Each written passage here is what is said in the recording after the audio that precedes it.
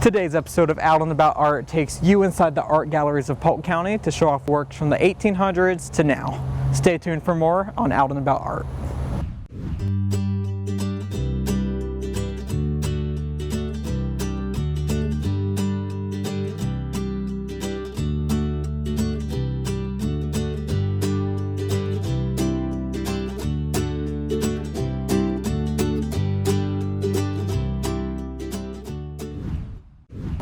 Hello and welcome to another installment of Out and About Art. I'm your host, Dion Spires.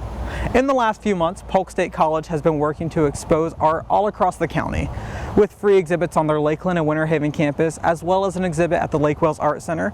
They provided a fun and easy way to experience work by Polk State students, paintings by a Tampa artist, and a unique piece by Lake Wales artist Clarence J. Thibodeau. We have a preview of each of those exhibits for you right here. The exhibit is named after the big piece, The Divine Command. And the story of this painting is really incredible. He ended up turning it into a book that he published, which is really the story of his life that leads up to him painting this painting. Clarence is a World War II veteran. He was actually raised here in Lake Wales, left for the war, and then had really a life of travel and adventure after that. While he was in the war, and even before the war, he painted everything that he saw. And in the time that he served on the USS Pensacola, he painted the scenes that he experienced during the war. And so really amazing scenes of battleships, of battles, and then the things that he contemplated, life, and just his experience during that time. Clarence, after the war, traveled and painted and would go off on adventures in the wilderness.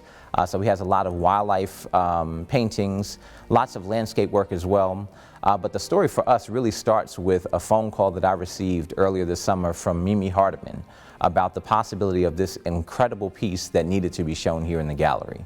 And I went to Miss Lorraine Duncan, who is the wife of former superintendent of schools here in Polk County, Bill Duncan, to see this picture. And I get to her garage, and they have a parachute draped over this large picture that's behind me, The Divine Command. And we kind of unfurled the parachute and was really shocked by the scope and the imagery that we found. And what's incredible was he painted it here in Lake Wales at Casa de Josephine, which is a large historic building that's here in the community. And Josephine was actually one of the people that contributed money for the building of the Art Center, which at the time was the Catholic Church here in Lake Wales. And so it's really fitting that we have it come back home for people to come and check out here and take in not only this piece, The Divine Command, but the rest of the wonderful collection of his artwork. There was a point where he stopped painting and felt like he didn't really have anything more to say. And in a series of kind of spiritual awakenings, he was called to paint this painting and set up things inside of the courtyard of the Casa, where he married Josephine and lived there for a few years. And in this time period, he would get up at the middle of the night and be inspired to paint one section of it. And it took a few years. He really struggled with it because he felt like it was either not complete or he didn't have the imagery correct. And so with that is kind of a story and really a fable almost behind it. You'll see a painting that'll be, 2 feet by 3 feet maybe, or a 4 by 6, but this is 12 feet tall, 7 feet wide, really large scale work, a lot of intricacies, a lot of symbolism. And so it's the type of thing that you would want to come and spend a couple hours, walk through, check out the rest of the exhibit, and then really sit with the painting and really absorb what we have going on here.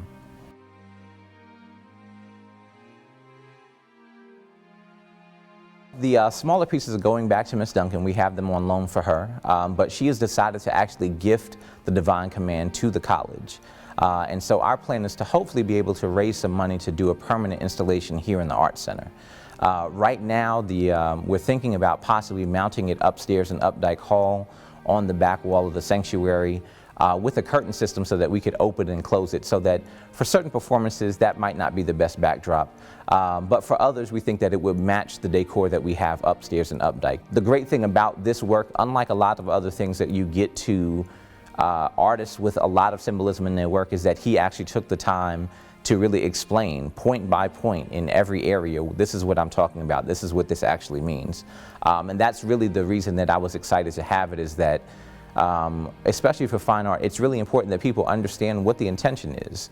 It's easy to walk in and say, okay, this is a painting and it's telling me this, but the great thing about this work and this collection is that we actually have the artist explaining point by point, note by note, this is exactly what I intended in the work, and that's really fantastic. And then even at the end of the day, art is really for the observer. So after all of that conversation, you get to decide for yourself, what is it telling you?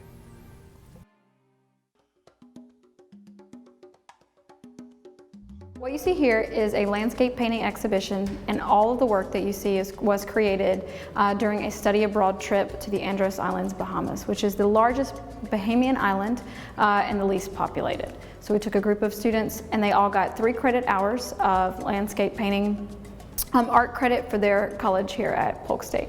We took a small plane that seats only 8 people on the way there from a small airport. So that was already an experience because most of us haven't been on an airplane. So we traveled there, very rocky, and we stayed in like these little cabins where we had barely any running water. We could take small showers, no flushing toilets, no AC, so it was very hot out there.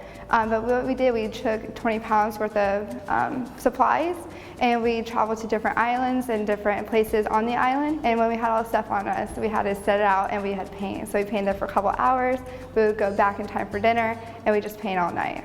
I think number one, the most important thing about taking students in this sort of non-traditional setting would be them learning these sort of new skills, unexpected skills.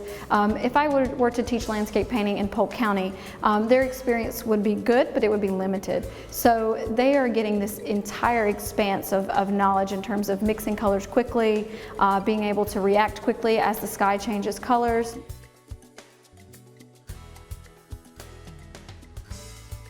I never worked with oil painting that much. I always was an acrylic painter, and after this trip I learned a lot about oil painting.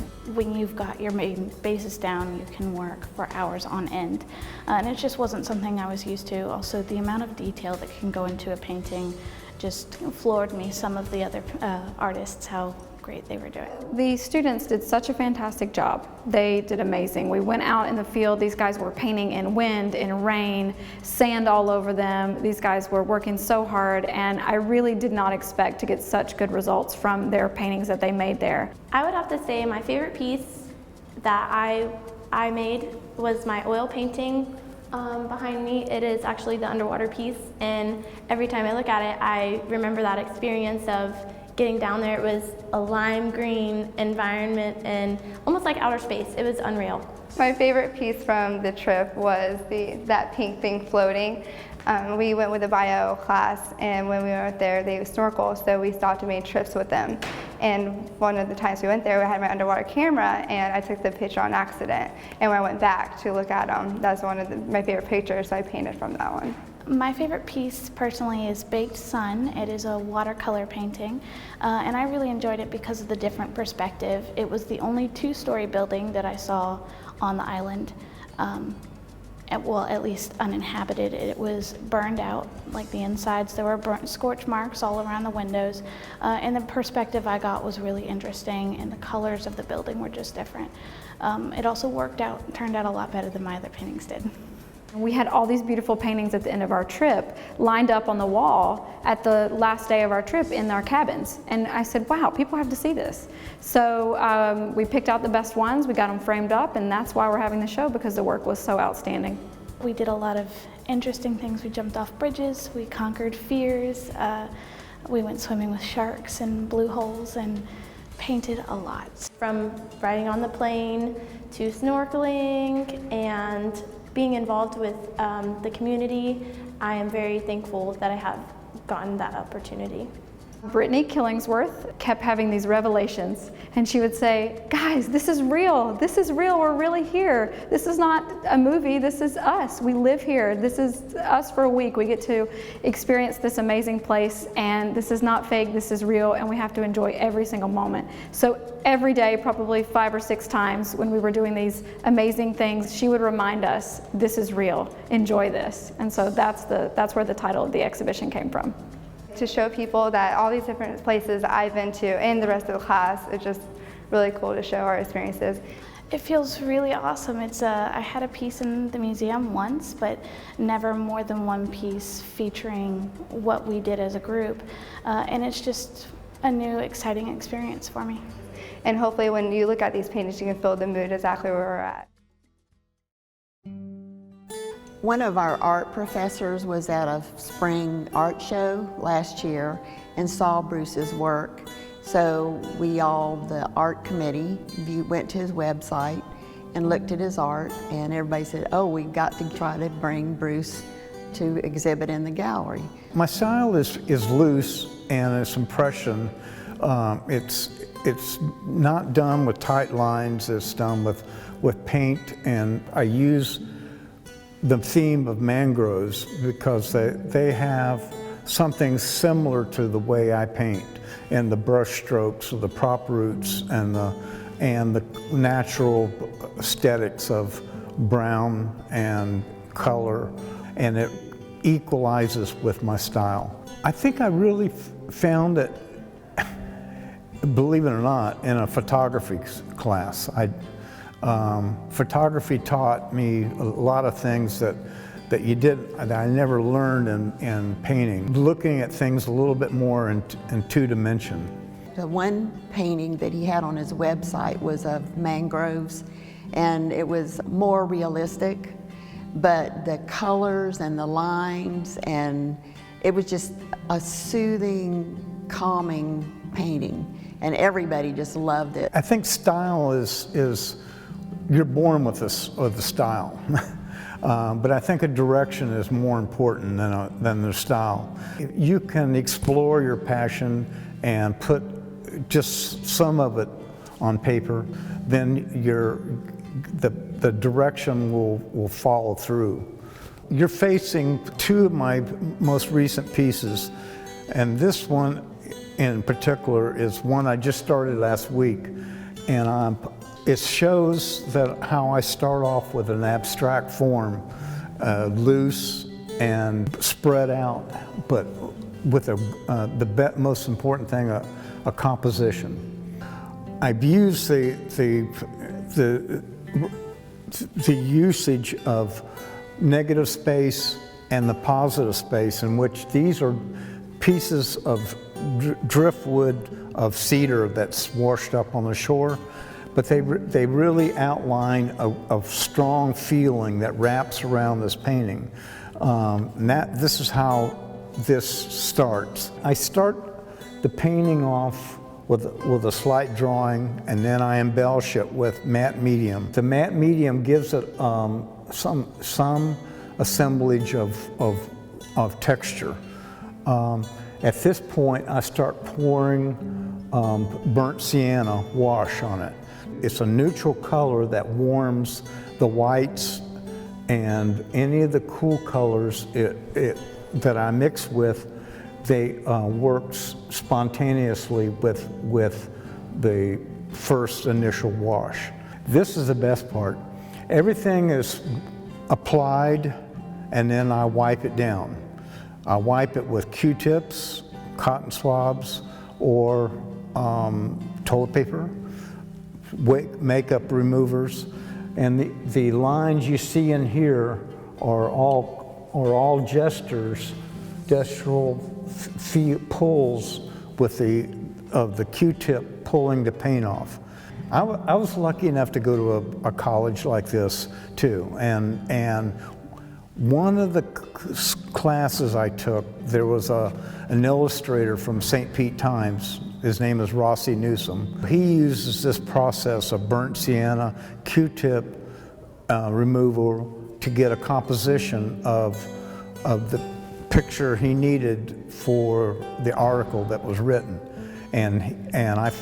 It worked. 15 years later, it's still working for me. We have a different exhibit every month from September until May.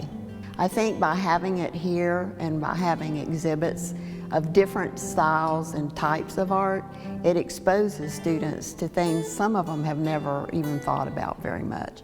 And we have created an atmosphere where they're exposed to the art, and it's easy for them to come through here. And we've developed some patrons, if you wish, of people who come back and look for the next show. This Is Real and the Bruce Ferguson exhibit closed their doors in September. However, the Clarence J. Thibodeau exhibit, The Divine Command, will stay open at the Lake Wales Art Center until October 31st. For more information on Polk State's upcoming exhibits, check out their website at www.polk.edu/visual-arts. Now, just on the edge of downtown Lakeland, you'll find a museum that we've visited before, but with its ever-changing exhibits, it's always a treat. The Polk Museum of Art is currently hosting its latest exhibit, Destinations in Painting, the Kasten Collection. It's a unique exhibit that features paintings that date all the way back to the 19th century, pulled completely from the collection of a couple in South Carolina. Take a look at this preview to see some of the classic paintings within.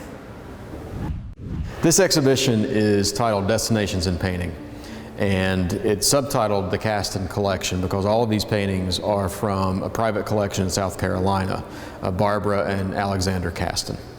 And all of these paintings were originally meant as kind of glorified postcards.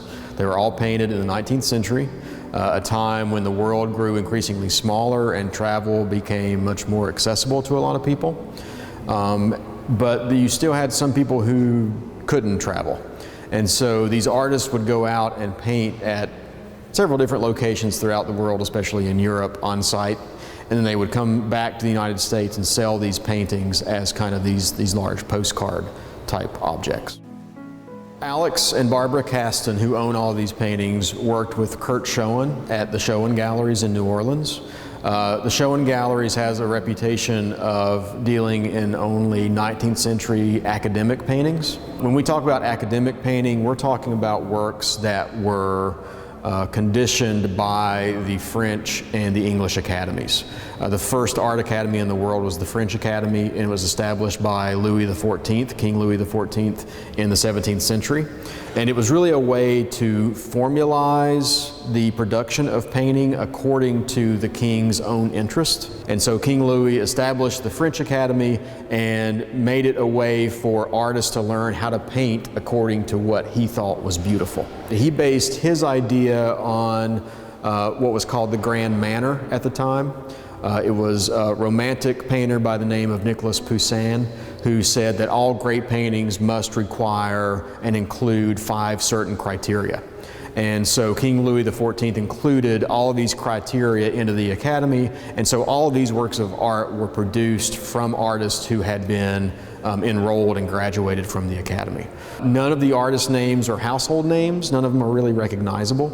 But in this academic tradition, you didn't have artists necessarily who became popular individually. It was the work itself that became popular. So you didn't have a lot of artists who came out of this academic tradition that wound up being this well-known, famous artist.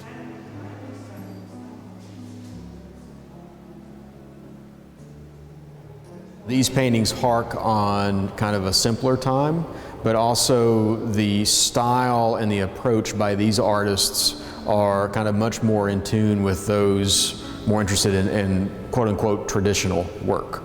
We have gotten a tremendous positive response from this exhibition.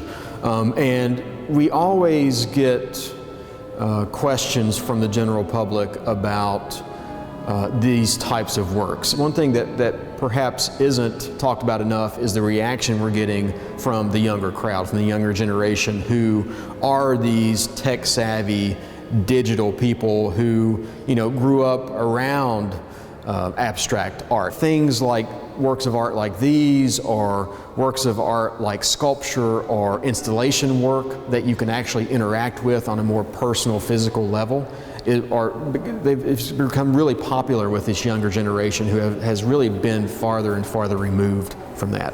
But I think that only emphasizes their positive reaction to this. These are tangible, they're lush, they're tactile works of art that they can get up close to, not only appreciate the work for the style and the subject, but they can really inspect closely and actually look at kind of signs of the process in the brushwork and how the artist actually painted them.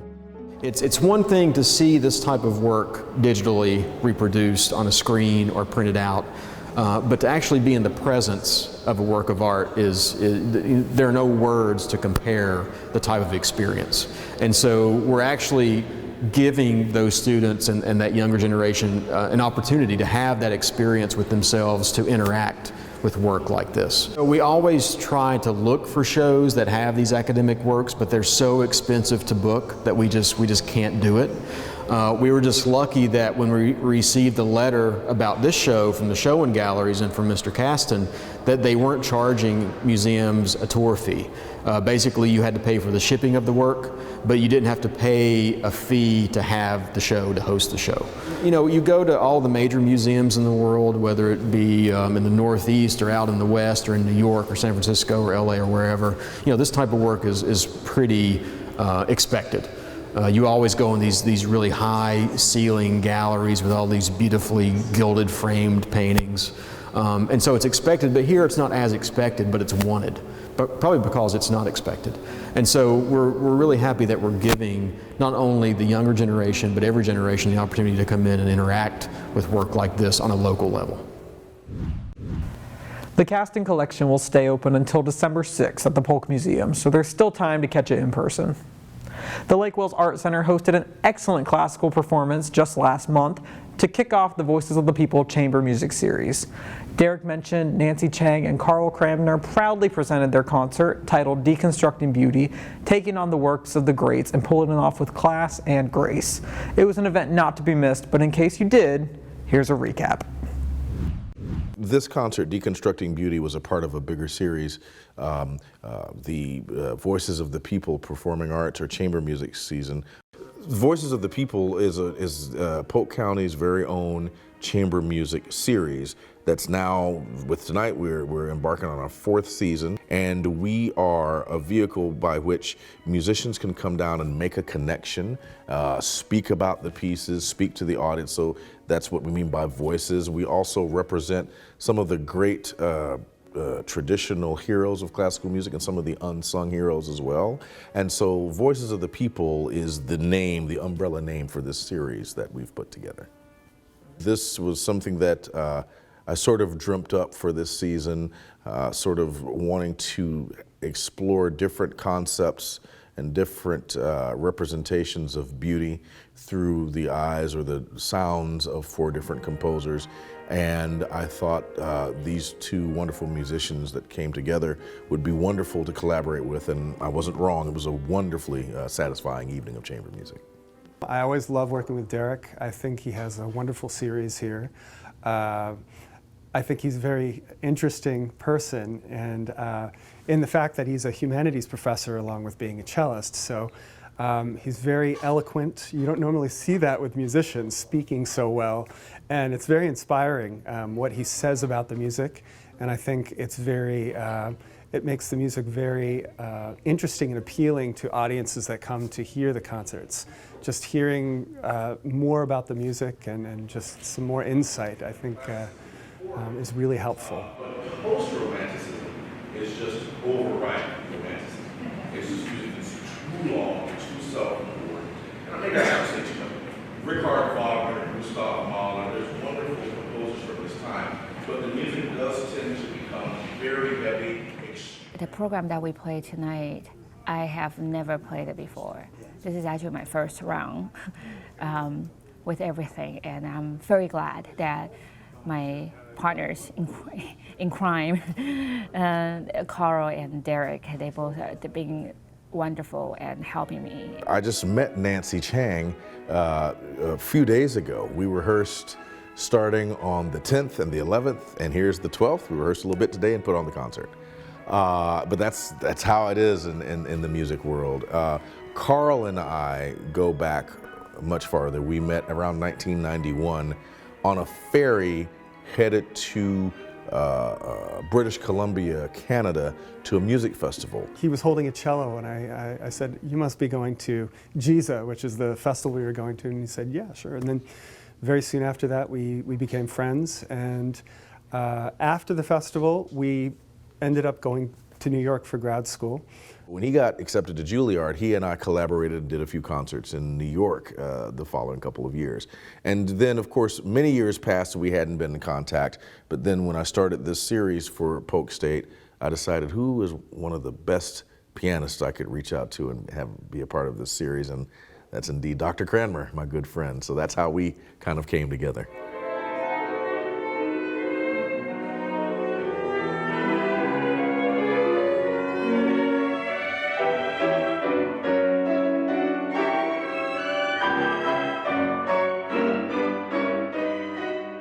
When you're playing music of Brahms and Ives, because that was more chamber, involving more than one player, the ideas of the composer are jotted down on paper, and they come alive through the vehicles of musicians playing them. What I'm getting at is that the music is transformative, not only for the audience, but also for the participants that are on stage playing it. And so when you have somebody, for example, like Brahms, he's so philosophical and so deep in the things that he's saying and the concepts that he's enjoying and sort of unpacking, that we are sort of in awe of what's going on and want to be even more engrossed with it. And so the piece goes on, we go deeper and deeper, and it is extremely transformative and has a profound effect upon us, and many times that effect is palpable and readily, viscerally apparent for the audience. And the great thing about chamber music is we can have discussions about one particular phrase. Like, for example, I would say, well, I think this is sort of, it needs to feel tentative, or, you know, maybe it needs to feel, you need to feel vulnerable here, or, you know, and maybe Derek is thinking, no, I think it's the opposite. I think it's maybe it should be triumphant, or, you know, we have these types of discussions about the music, and as a group we'll come to some sort of common ground with our interpretation. But as a solo performer, you have a lot more control over that and independence to decide what you want the music to say. But ultimately it has to say something.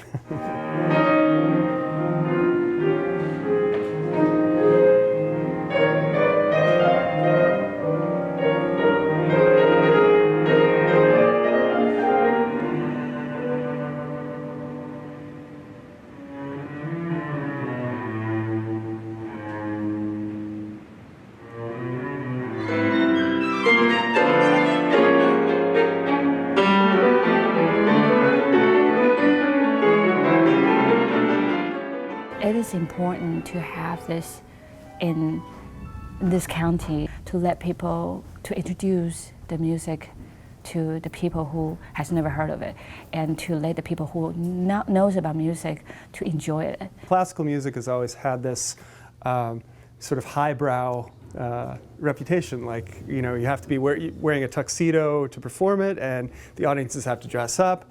But I think if you can really find a common denominator with just the core emotional appeal of a particular composer, and you treat it in a very matter-of-fact way, which is what I think Derek Menchan is trying to do with his festival, it makes it much less threatening, and I think more enjoyable for a lot of audiences. For more musical performances just like this one, keep up with the Voices of the People Chamber Music Series at the Lake Wales Art Center. With performances running until April of next year, there are plenty of opportunities for you to fill your evening with beautiful art and music. For a full list of events, check out the Lake Wales Art Center page on the Polk State website.